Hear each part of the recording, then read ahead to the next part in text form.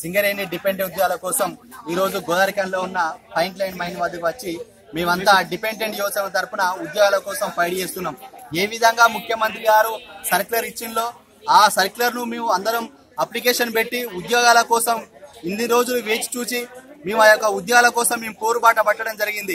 జాతీయ సంఘాలు ఇచ్చిన సమ్మెకు మద్దతుగా కూడా మేము పోరాటాలను చేసినాం. కానీ ఇప్పటికి కూడా మాకు అనుకూలంగా నిర్ణయాలు రాలేదు. డిపెండెంట్ ఉద్యోగాలు ఇగస్తాయా అగస్తాయా, ముఖ్యమంత్రి రేపిస్తాడో మాపు ఇస్తాడో అని చెప్పి మేము దాని ఒక బలమైన కోరికగా ఆ యొక్క పోరాటాల ద్వారానే ఈ కోరిక నెరవేర్చుకోవడం కోసం ఈ విధంగా మైన్ల మీదకి వచ్చి కార్మికుల యొక్క సంతకాలు తీసుకోవడం జరుగుతుంది. ఈ సంతకాలతోనైనా ముఖ్యమంత్రి గారు స్పందిస్తారా అని మేము అనుకుంటున్నాం. ఎందుకంటే ముఖ్యమంత్రి చెప్పిండు సింగరేణి కార్మికులు సైనికులతో సమానం, వాళ్ళకు ఒక్క దెబ్బలో వాళ్ళ కుటుంబంలో ఉన్న పిల్లలకు డిపెండెంట్ జాబ్స్ ఇస్తా అని చెప్పిండు. కానీ ఇప్పటి వరకు ఆ మాటలు నిమ్మకు నీరెత్తినట్టే ఉన్నాయి తప్ప ఇంతవరకు అది ఈ యొక్క డిపెండెంట్ సమస్య అనేది ముందుకు పోవడం లేదు. మరి ఈ డిపెండెంట్ సమస్య ఏ విధంగా పరిష్కారం అవుతుంది అని చెప్పి మేము చట్టబద్ధంగా రాజ్యాంగబద్ధంగా కార్మికుల దగ్గరికి వచ్చి వాళ్ళను ఈ యొక్క విషయాల గురించి చెప్పి వాళ్ళ యొక్క సంతకాలు సేకరించుకొని ముఖ్యమంత్రిని కలిసే ప్రయత్నం చేస్తున్నాం.